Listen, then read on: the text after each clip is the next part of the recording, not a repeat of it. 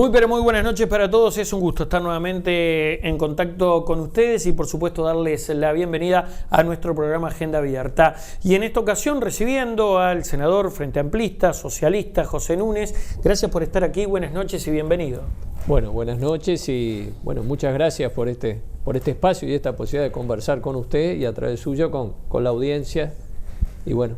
Presidiendo la Comisión Parlamentaria de Salud, Núñez, que por cierto, de intenso trabajo en estas últimas semanas, en estos últimos meses, con la comparecencia inclusive, entre otras, de la propia ministra de Salud Pública. ¿Por qué temas?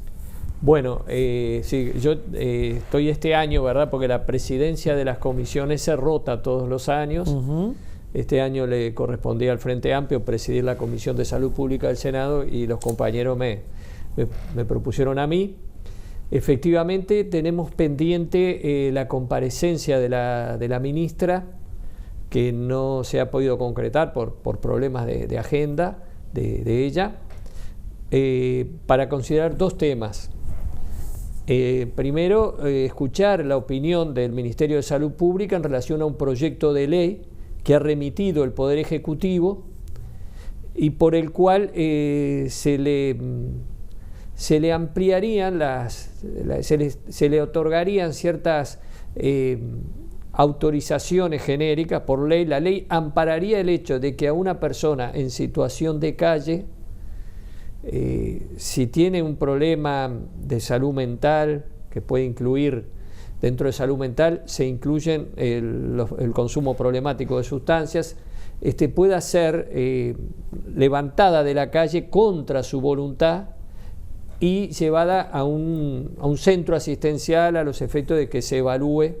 Si se entiende, deberá ser vista en la calle por un profesional, y si ese profesional entiende que esa persona está en riesgo de vida o está poniendo en riesgo la vida de otras personas. Entonces el proyecto de ley lo que habilitaría sería a que fuera trasladada contra su voluntad a un centro asistencial, digamos. Ese es el proyecto de ley que remitió el Poder Ejecutivo. La sesión pasada, el martes de la semana pasada, compareció el ministro Lema en la comisión e informó y fundamentó las razones por las cuales ellos consideran bueno este proyecto, y tenemos pendiente la comparecencia de la ministra de Salud también para informar su punto de vista sobre el asunto. También se le había solicitado a la ministra de Salud que compareciera por la situación del abastecimiento de agua en Montevideo, la calidad del agua, que sabemos que Montevideo y la zona metropolitana, ¿no?, que no es potable, y bueno, y su impacto en la salud y las distintas medidas que se están tomando. Ya había estado informando la ministra, pero habiendo pasado el tiempo. O sea que esos son los temas por los cuales está convocada la ministra a la comisión. Vamos por parte. Lo que se puede rotular tranquilamente como la internación compulsiva no es nuevo para el Frente Amplio por lo pronto, porque un expresidente también lo había planteado. ¿Qué opinión tiene usted sobre el tema? Bueno, primero, es que este proyecto modifica una norma ya existente y aprobada durante el gobierno del Frente Amplio, cuando el presidente de la República era José Mujica. La ley se aprobó, pero no ha sido reglamentada, y ahora se propone modificarla. En el Uruguay existe la internación compulsiva y no existe, fue aprobado en el marco de la Ley de Salud Mental en el año 2018. Y la ley establece que si el médico psiquiatra, ¿verdad?, evalúa a una persona y entiende que su condición, digamos, está poniendo en riesgo su vida o puede poner en riesgo la vida de un tercero, puede internarlo contra su voluntad, puede hospitalizarlo contra su voluntad. Eso ya está previsto en la Ley de Salud Mental. La ley además establece ciertas garantías para el paciente, ¿verdad? Y al hacer esa internación compulsiva se debe dar cuenta a la Fiscalía, a la Institución Nacional de Derechos Humanos, y en este momento no me acuerdo algún otro ámbito de esa naturaleza, y a su vez, si pasado una cantidad X de tiempo, que creo que son 45 días, continúa esa persona, permanece internada, también se debe dar cuenta que esa situación se mantiene, ¿no?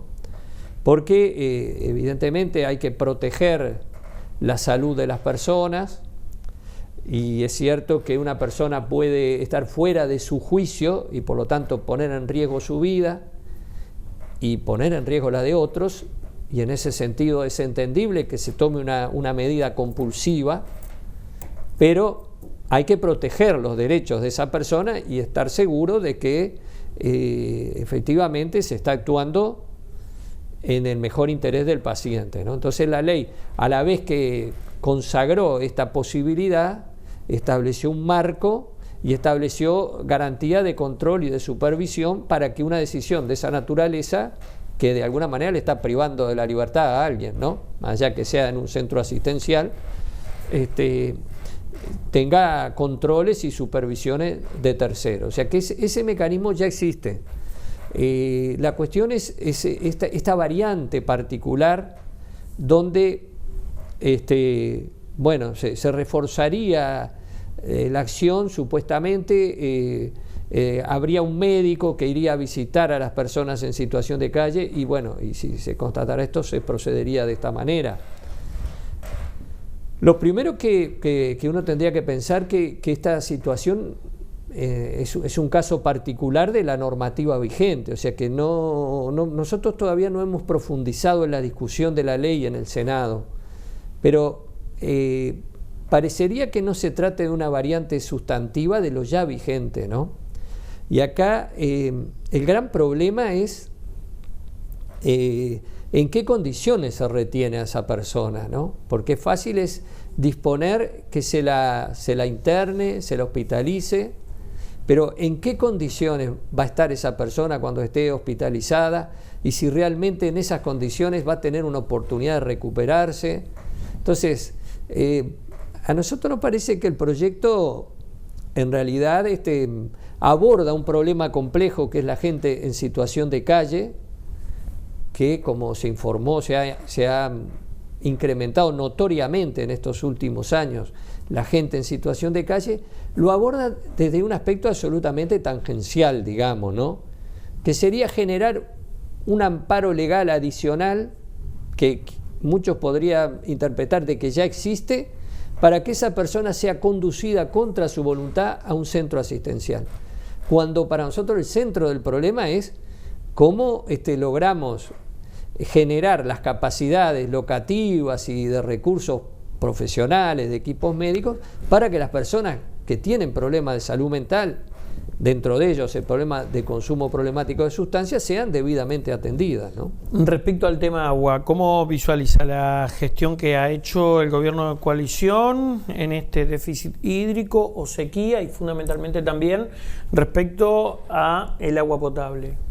Bueno, nosotros lo dijimos, digo nosotros me refiero al Frente Amplio, ¿no? A nuestra bancada, ya cuando interpelamos al ministro de Ambiente, a la ministra de Salud y al directorio de OCE, creo que en el mes de mayo, digamos, de este año o en junio, ahora no recuerdo exactamente la fecha, pero ya hace un par de meses, el gobierno ha sido omiso y tardío para abordar el problema de la crisis hídrica, ¿no?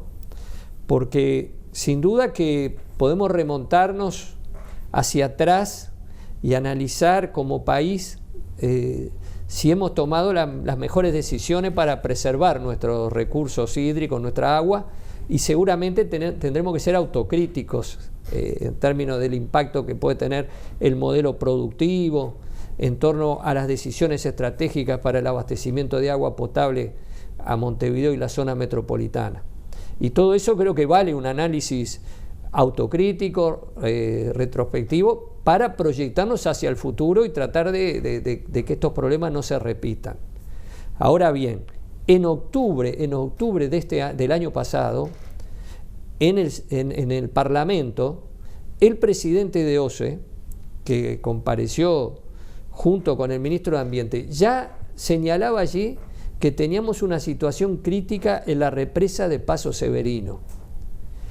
Y pasó octubre, pasó noviembre, pasó enero, pasó febrero, y tuvimos que esperar a mayo para que se empezaran a tomar medidas significativas para el ahorro del agua y para buscar situaciones paliativas. O sea, en mayo de este año el directorio de OCE aprueba una resolución que supone un estímulo económico al personal a los efectos de reparar las pérdidas de agua que existen en la zona metropolitana y que ocasionan, pérdida de agua, ¿no? Esa resolución se toma sobre la base de una propuesta de la gerencia general que dice que la medida que se adopten esas medidas y se contengan esas pérdidas, estaríamos ahorrando 1.500.000 metros cúbicos de agua por mes.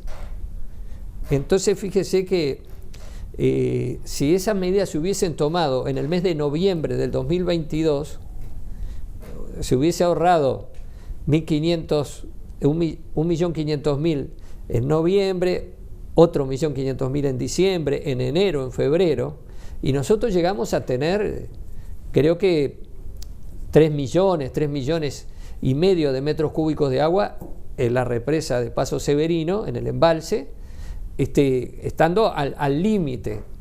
Entonces dejamos escapar millones de metros cúbicos de agua por demorar la adopción de resoluciones.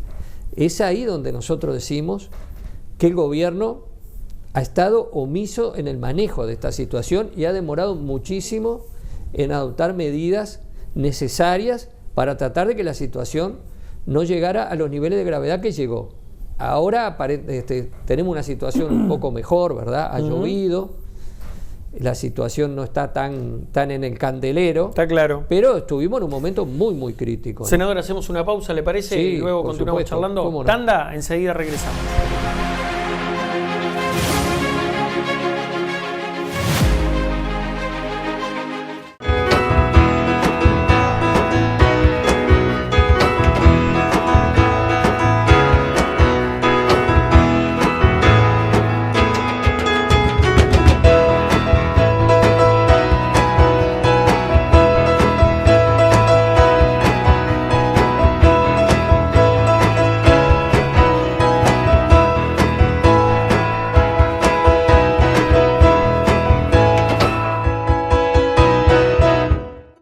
En el mes del ambiente, queremos contarte que somos el departamento que más recicla y alcanzamos un nuevo récord de material captado para reciclaje, que llegamos al 97% de alumbrado LED, haciendo más eficiente el uso de nuestra energía, y que sumamos a más de 125.000 familias con contenedores intradomiciliarios y más de 30.000 familias con equipamiento de reciclaje y compostaje.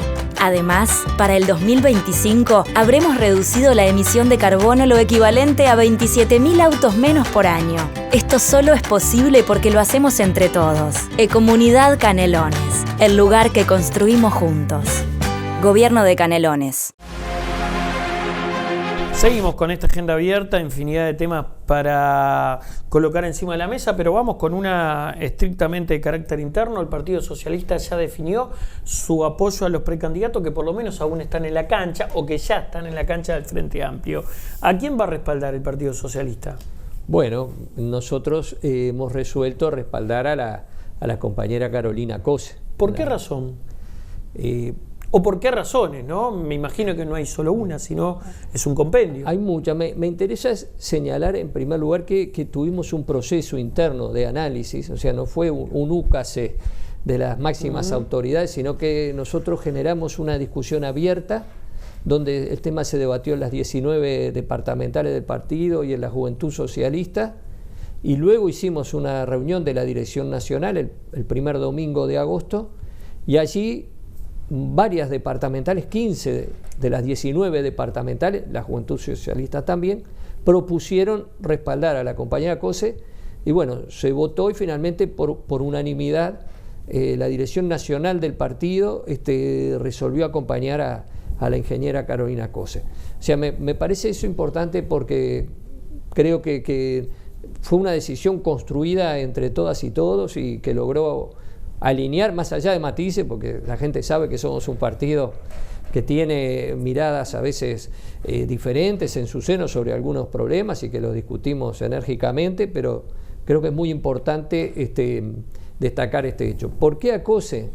Y bueno, pensamos que nos enfrentamos a una campaña electoral difícil, compleja, y a un gobierno todavía más difícil y más complejo, porque vamos, si ganamos, a heredar un país con muchos problemas, con una situación social y económica, e inclusive de relacionamiento externo, agravada, ¿verdad? Agravada. O sea, lamentablemente este gobierno, lejos de resolver los problemas, para nosotros los ha agravado.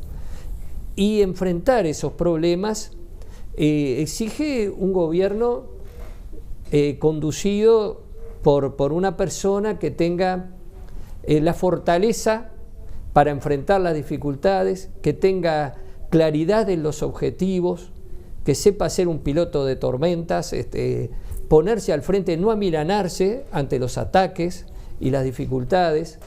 Y bueno, nos parece que la ingeniera Cose ha demostrado en su gestión, tanto como ministra de Industria, como presidenta de Antel y ahora como intendenta de Montevideo, que tiene esa visión, que tiene esa convicción, que tiene esa firmeza para enfrentar las dificultades, que se pone al hombro de los problemas. La hemos visto ahora con este problema del agua, ¿verdad? Se pone al hombro los problemas, no se escabulle, da la cara, busca soluciones.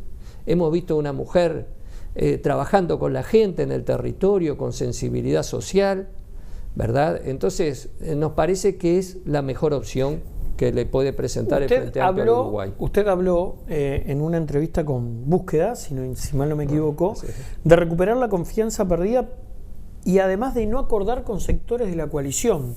¿Hacia quién va dirigido eso de no acordar con sectores de la coalición? ¿Hay Frente Amplista que acuerdan con sectores de la coalición? A ver, no tengo presente, me parece que no hay que ver, a ver, acordar, si hay posibilidad de acordar, bienvenido sea. Lo que yo pretendí decir, capaz que no fui claro, es que nuestra acción política, a los efectos de construir una victoria electoral para el Frente Amplio en el 2024, tiene que basarse sobre la base de recuperar la confianza de las mujeres y los hombres de nuestro país que confiaron en el Frente Amplio y que se vieron defraudados después. Y ahí está la posibilidad, sí o no, de que el Frente vuelva a ganar las elecciones y de retomar un proceso de cambio para un país con más justicia y con más igualdad.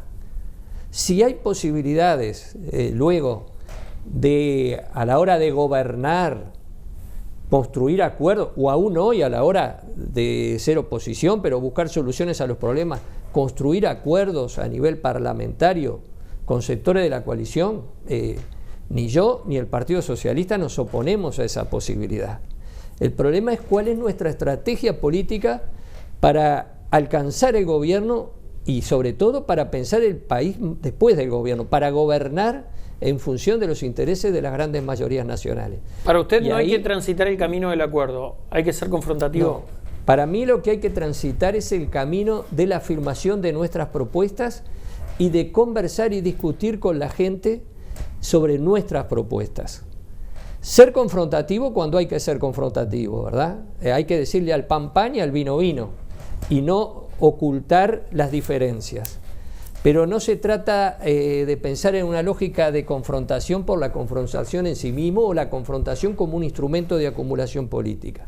La acumulación política para nosotros viene por el lado de llevar adelante nuestras propuestas con convicción, no renunciar a nuestras propuestas con la expectativa de acordar con sectores de la centro-derecha en todo caso, sino dar la discusión por lo que nosotros creemos que es lo mejor y desde ese lugar recuperar la confianza de nuestra gente. ¿Hay precandidatos frente amplistas que acuerdan con sectores de centro-derecha, como usted dice?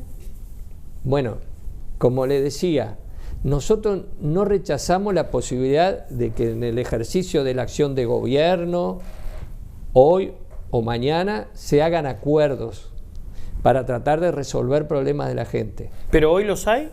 ¿Estos precandidatos frente Ha habido acuerdo, ¿verdad? Ha habido acuerdo, por ejemplo, en Montevideo mismo, ¿verdad? Se votó con votos de la oposición, un crédito del BID. Acá en Canelones también se votó. O sea que nosotros no rechazamos la posibilidad de que haya acuerdos para encontrar soluciones y para gobernar. Lo vuelvo a decir.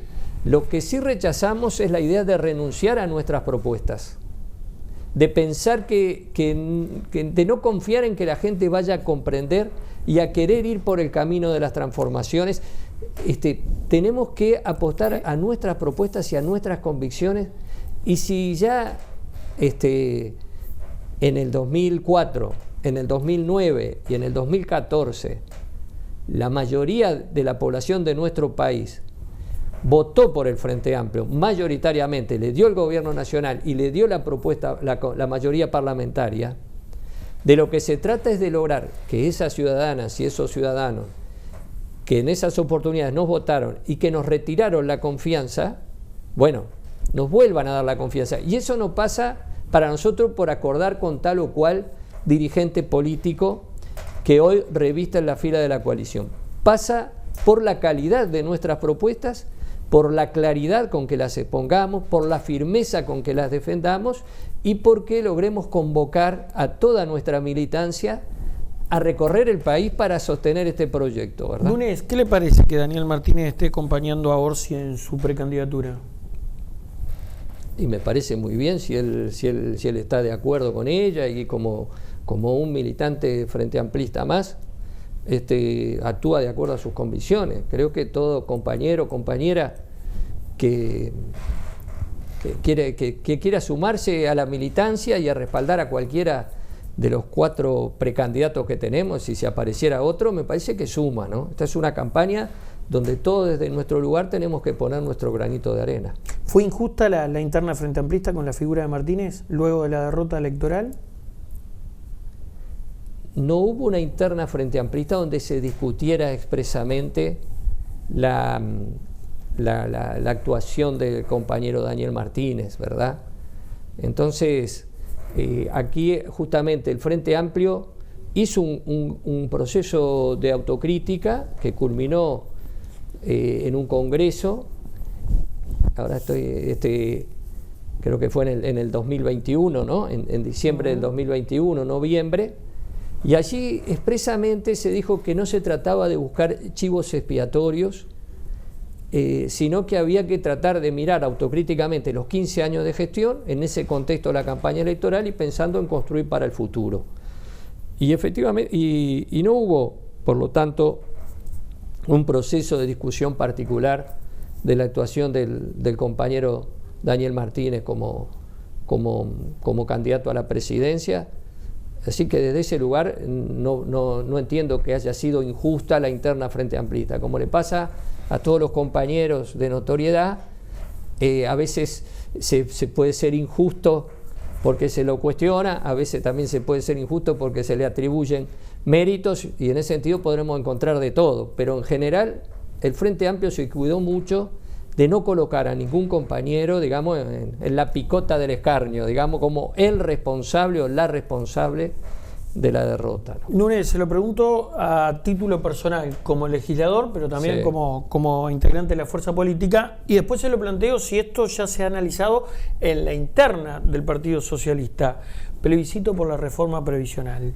¿Hay una postura ya? Sí, el Partido Socialista tiene una postura general, porque no conocemos la papeleta que va a terminar. Digo, pero ¿apoya la consulta popular o no? Sí, consideramos positivo que se introduzca en la Constitución, o se introduzcan en la Constitución de la República normas que garanticen que en nuestro sistema previsional no haya lucro. No puede haber lucro con la seguridad social, que es lo que pasa hoy con las AFAP, ¿verdad? Con el ahorro de las trabajadoras y los trabajadores para jubilarse, a usted le descuentan 10 pesos, pero una parte de esos 10 pesos que se le descuentan es una comisión que le cobra la AFAP y que van a ser ganancias de los bancos o las instituciones financieras que son los propietarios de las AFAP. Nos parece mal que haya lucro con la seguridad social y entonces sí introducimos en la Constitución normas que garanticen que no haya lucro en la seguridad social, que no funcionen este tipo de instituciones como las AFAP. A nosotros nos parece positivo, nos parece positivo que se preserve, perdóneme, el derecho de las personas a una determinada altura de su vida a acogerse a la jubilación. No estamos de acuerdo con esa idea de que nosotros vivimos para trabajar y que por lo tanto, si el progreso de la ciencia y de la técnica nos hace que ya teniendo una edad avanzada nos encontremos bien de salud, bueno, entonces trabajemos hasta los 70. Pero entiendo el concepto al que para usted vivir, va, digamos, pero yo le planteo algo, senador. Entonces, pero estamos de acuerdo, sí, con que lo apoyan.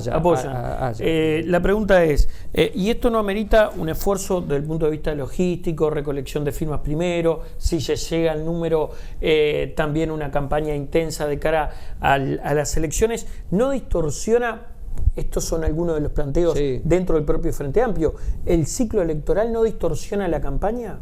Bueno, primero yo entiendo que la propuesta que se plantea en cuanto a introducir en la Constitución de la República algunas normas sobre la seguridad social es absolutamente compatible con la propuesta del Frente Amplio de convocar, en la eventualidad que seamos gobierno nacional, a un diálogo, porque cuando ese diálogo va a seguir siendo necesario. Lo único que cuando se estructure el nuevo sistema de seguridad social se van a tener que tener en cuenta estos principios. O sea que es algo absolutamente compatible.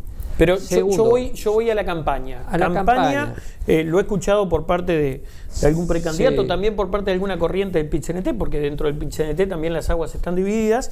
Y allí, donde está usted ahora sentado, charlaba con un integrante de la corriente Articulación, usted sabrá, la conoce, que nos decía, bueno, lo que estamos generando es una ventana para que el actual gobierno de coalición ingrese en el debate también, ¿no?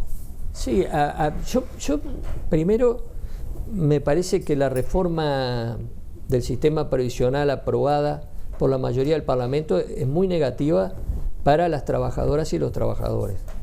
Y por lo tanto es muy importante hacer retroceder esos aspectos muy negativos. Creo que las AFAP son muy negativas para las trabajadoras y los trabajadores y que por lo tanto es muy importante eliminarlas. Y por tanto es justo y necesario generar una acción para tratar de eliminar las AFAP y hacer retroceder los aspectos más negativos de esta reforma. Y si esa acción es con la participación y el protagonismo de la gente, yo creo que eso es muy bueno, digamos. Por lo tanto, la instancia que existe para eso es la instancia de la próxima elección.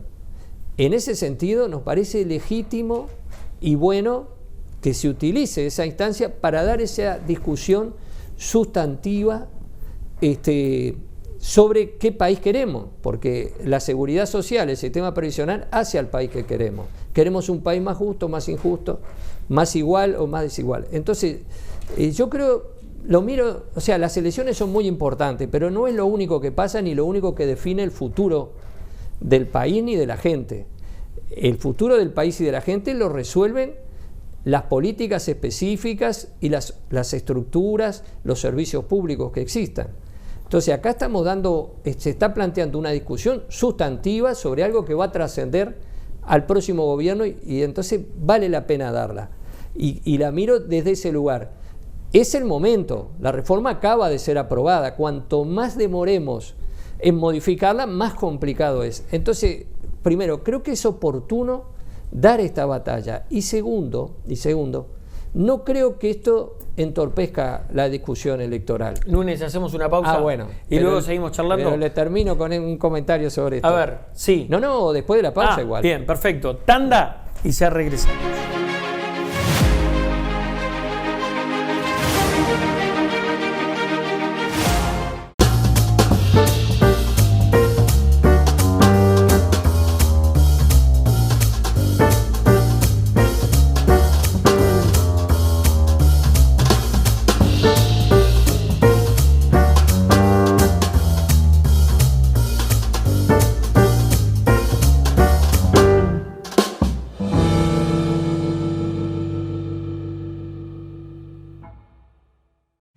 En el mes del ambiente queremos contarte que somos el departamento que más recicla y alcanzamos un nuevo récord de material captado para reciclaje, que llegamos al 97% de alumbrado LED, haciendo más eficiente el uso de nuestra energía, y que sumamos a más de 125.000 familias con contenedores intradomiciliarios y más de 30.000 familias con equipamiento de reciclaje y compostaje. Además, para el 2025 habremos reducido la emisión de carbono lo equivalente a 27.000 autos menos por año. Esto solo es posible porque lo hacemos entre todos. Ecomunidad Canelones, el lugar que construimos juntos. Gobierno de Canelones. Seguimos. Bueno, nos habíamos quedado enganchados con el tema reforma. Usted decía que el efecto contrario, que va a ser algo dinamizador, digamos, en la campaña, involucrar más gente. Yo lo que digo es esto. A mí me parece que lamentablemente las campañas electorales a todos los niveles, con la aparición del marketing, la publicidad y la propaganda, a veces se trata de vender a los candidatos o a las candidatas en función de su imagen, y muchas veces importa más la imagen que los contenidos de la propuesta que tienen para el país. Por lo tanto, introducir en el debate de la campaña electoral los temas del sistema previsional, yo creo que enriquece la discusión, porque la gente allí no va a estar discutiendo a ver si el candidato es más lindo o más feo, si sonríe más, cuántos besos le dio a los chiquilines en el último acto que fue, sino que va a estar discutiendo y decidiendo sobre qué sistema previsional tiene. Entonces, yo creo que lejos de entorpecer la campaña electoral, la enriquece una discusión sobre el modelo previsional que queremos para el Uruguay. Y entiendo que la propuesta no está desalineada del modelo que presentamos o que pensamos como Frente Amplistas, o sea que yo no comparto que esto sea un inconveniente para la campaña electoral ni para la campaña del Frente Amplio, y creo que es una batalla justa y necesaria, porque ya le digo, considero que la reforma es muy negativa para las trabajadoras y los trabajadores. Hablando de propuestas, usted ha presentado en las últimas semanas una que tiene que ver con darle un marco regulatorio parlamentario, si se quiere, a un eventual convenio entre un ente o una empresa estatal, mejor dicho, y una asociación con un privado. Sí, ¿En qué consiste esa propuesta? ¿A qué apunta, Núñez? Correctamente. Y mire, lo que nos está pasando ahora con la industria del cemento, ANCAP, ¿verdad? Ajá. La ley de creación de ANCAP establece esta Administración Nacional de Combustibles, Alcohol y Portland. O sea, la ley mandató a ANCAP a producir Portland. Y hoy por hoy el gobierno, porque respalda naturalmente el gobierno la acción del directorio, y el directorio, por mayoría, el llamado a licitación actualmente en curso que concreta la privatización de la división Portland de ANCAP, o de lo que fue la división Portland de ANCAP, se resolvió con 3 votos a favor en un directorio de 5 integrantes. Entonces hoy el gobierno, por una ajustada mayoría, termina desconociendo lo que la ley mandata a ANCAP, y el Portland de ANCAP, si prospera la iniciativa del gobierno, va a seguir teniendo la marca ANCAP, pero lo va a fabricar una sociedad anónima, que por supuesto va a trabajar en el marco del derecho privado, y de la cual ANCAP tendrá a lo sumo el 30% de las acciones, pero podría llegar a tener solo el 10% de las acciones. O sea, será una empresa de derecho privado, propiedad entre un 90 y un 70% de un privado, la que fabricará el cemento Portland, y no lo va a fabricar el ente autónomo ANCAP, como lo dispone la ley de creación. Está claro. Entonces, ¿Y su propuesta qué busca? Ahí está, la propuesta busca que si el gobierno del momento quiere modificar esa situación que se aprobó por una ley, lo que tiene que hacer es mandar una ley y decir, bueno, mire, yo considero, pongamos este es el caso, que ya no podemos producir más el Portland en ANCAP, que lo tenemos que hacer asociados con un privado, Y bueno, y eso lo discute el Parlamento y lo aprueba si está de acuerdo. Y si no, no está de acuerdo, no se hace porque el Parlamento mantiene vigente lo que se resolvió oportunamente.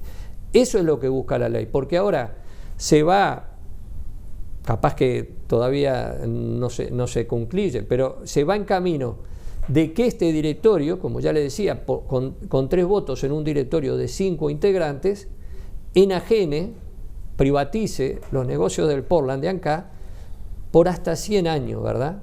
Porque se le van a otorgar contratos a una sociedad, se va a transferir a una sociedad anónima, y a esa sociedad anónima se le van a ceder en comodato por 40 años todas las plantas de ANCAP vinculadas al Portland, o sea, Paysandú, Minas, Manga, la de 33 lisa y llanamente se vende, por 40 años en comodato, pero con opción a 6 renovaciones de 10 años, o sea, por hasta 100 años.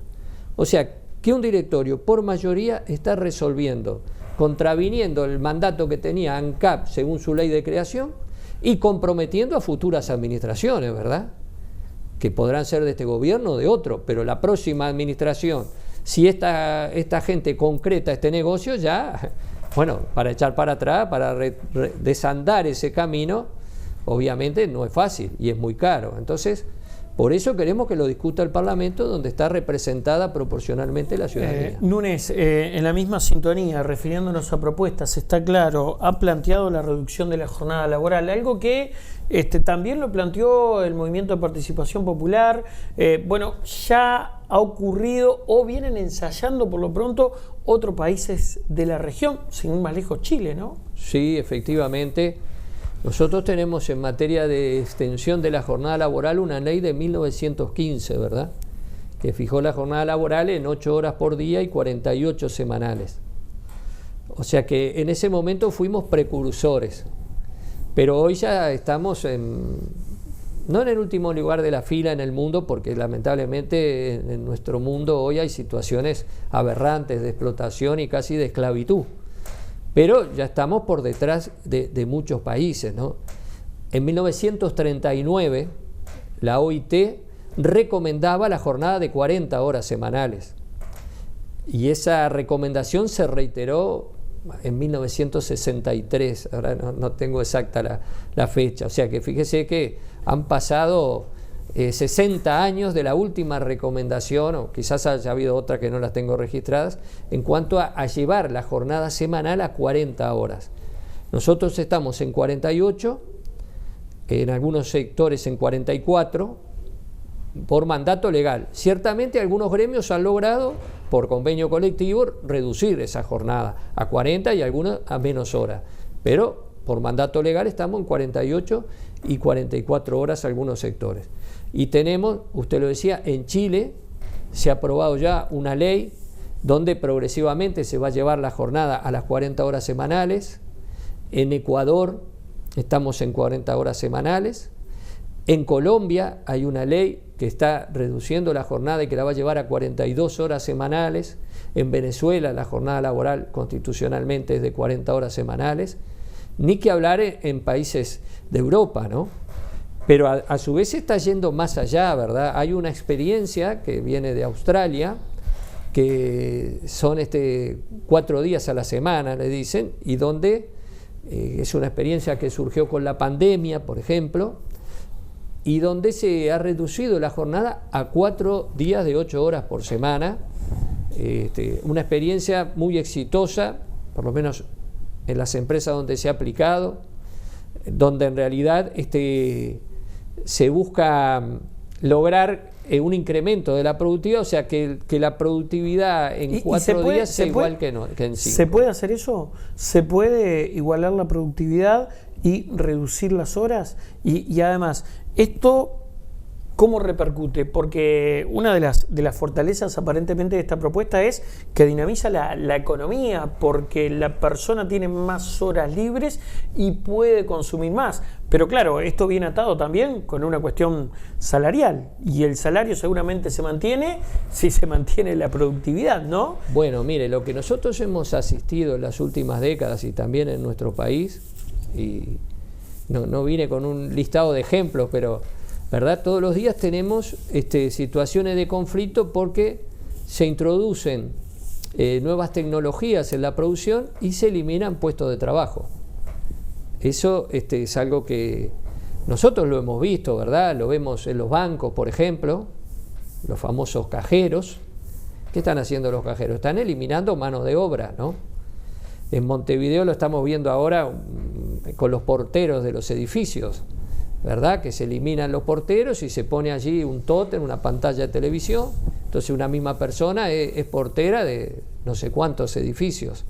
Lo vemos en los supermercados, donde se eliminan cajas y se pone el cajero automático donde uno va y se cobra, donde uno va y se pesa la fruta.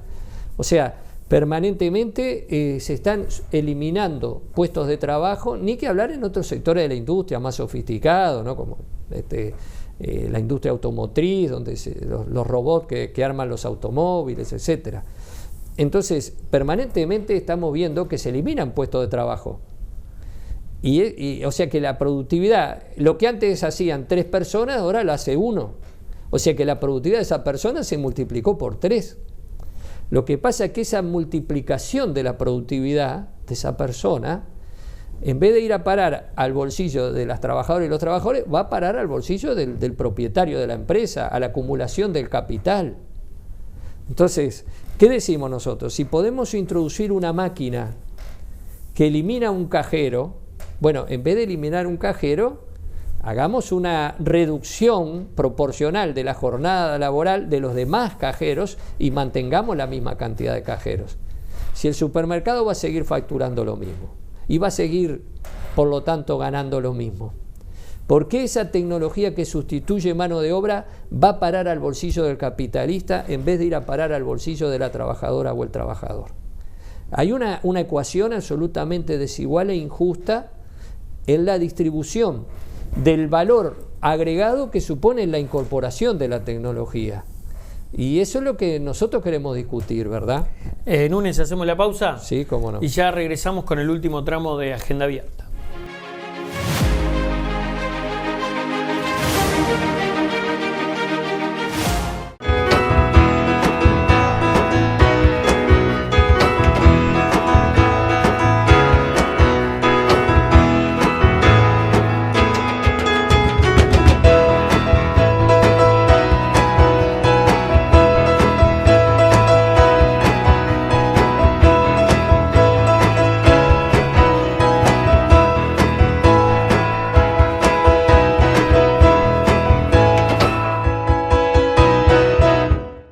En el mes del ambiente queremos contarte que somos el departamento que más recicla y alcanzamos un nuevo récord de material captado para reciclaje, que llegamos al 97% de alumbrado LED, haciendo más eficiente el uso de nuestra energía, y que sumamos a más de 125.000 familias con contenedores intradomiciliarios y más de 30.000 familias con equipamiento de reciclaje y compostaje. Además, para el 2025 habremos reducido la emisión de carbono lo equivalente a 27.000 autos menos por año. Esto solo es posible porque lo hacemos entre todos. Ecomunidad Canelones, el lugar que construimos juntos. Gobierno de Canelones. Último segmento entonces, Núñez. Bueno, plena rendición de cuentas, se está discutiendo eso en el Parlamento. ¿Qué mirada tiene sobre este anuncio que ha emitido la coalición de gobierno, hablando de focalizar y respaldar económicamente 2 temas, las adicciones por un lado, la salud mental por el otro? Bueno, mire, 2 cosas sobre la rendición de cuentas, ¿no? La rendición de cuentas es justamente eso, una rendición, o sea, de cuentas, o sea, donde el gobierno informa cómo gastó. Lo que está haciendo ahora el gobierno es informarle al Parlamento cómo gastó en el año 2022, y en esa ley donde rinde cuentas de eso, a su vez propone algunos incrementos en el presupuesto nacional para algunos rubros, en este caso, como usted bien lo decía, para el rubro salud mental. Y corríjame si me equivoco, que condiciona parte del primer gobierno, que viene también, porque ese presupuesto queda asignado, ¿no? Queda que no es un hasta detalle el 2025. Menor. Que no es un detalle sí, menor. Por supuesto. Entonces, le decía un poco, 2 cosas sobre la rendición de cuentas. La rendición de cuentas, o sea, yo tengo acá unos numeritos, nos está diciendo que entre el 2020, 2021 y 2022 el gobierno se ahorró 556 millones de dólares en los gastos de vivienda, MIDES, ANEP, UDELAR, INAU, ACE, UTEC e INISA. O sea, en el gasto social, en el gasto que va para aquellas áreas del Estado que atienden a todos, pero particularmente las necesidades de los que menos tienen. Bueno, el gobierno se ahorró 556 millones de dólares, porque si comparamos lo que se gastaba en el 2019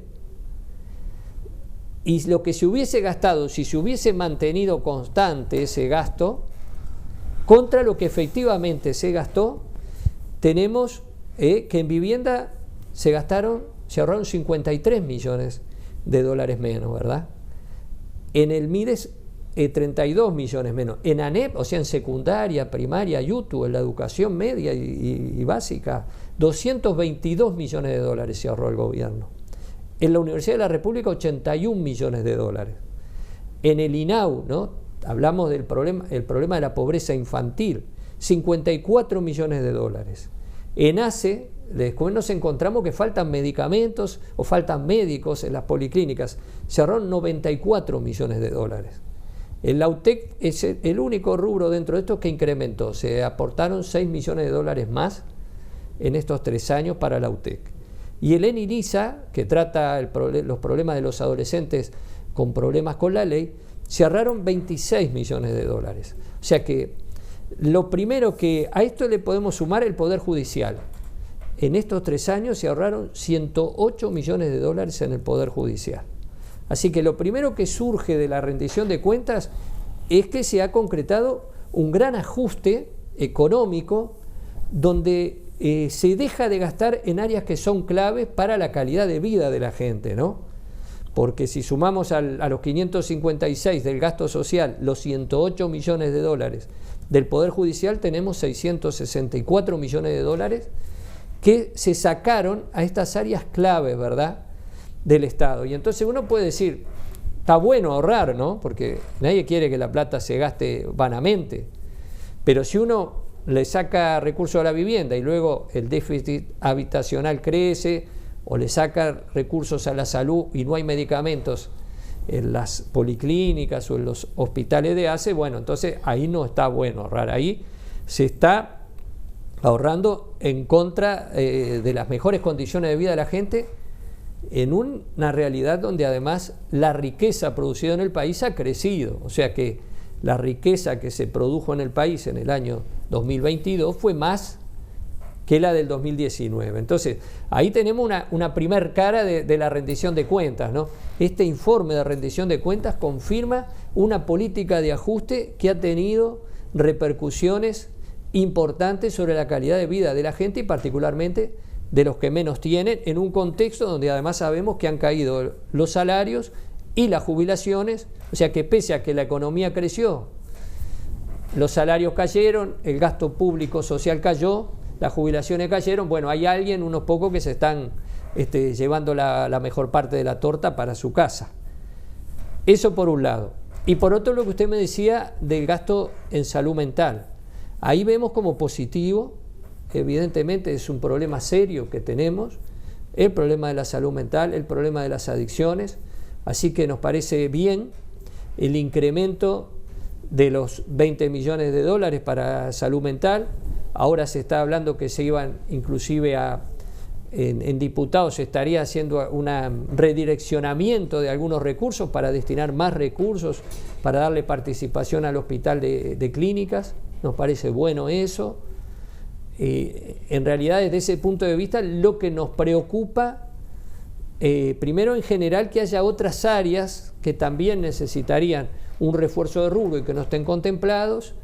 Y en materia de la política de salud mental y de adicciones, a nosotros nos gustaría un rol potente de la Junta Nacional de Drogas, que quizás esté un poco relegado en este proceso, pero que es un tema que vamos a tener que estudiar más, porque la rendición de cuentas en este momento está en diputado. Ahora, a fines del mes, claro, va a llegar al Senado y ahí vamos a tener que entrar más en el detalle, ¿no? ¿Usted interpreta que tiene que tomar un rol más activo en la Junta Nacional de Drogas?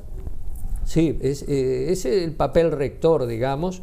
Debiera jugar un papel rector y sí, para nosotros sí, creemos que sí, que debe jugar un papel más significativo, ¿no? Al comienzo de esta entrevista, Núñez, usted hablaba de lo que se viene y visualizaba dos frentes, la campaña electoral en sí, y bueno, y después está claro que la coalición de gobierno que pretende actuar, o por lo pronto yo he hablado con algún actor que integra partidos que a su vez conforman la coalición, de manera conjunta. Se ha hablado de ir a las elecciones departamentales o municipales como coalición de gobierno y hasta se ha lanzado por allí alguna propuesta, se ha esbozado de también situarse en la cancha electoral presidencial o nacional como coalición de gobierno.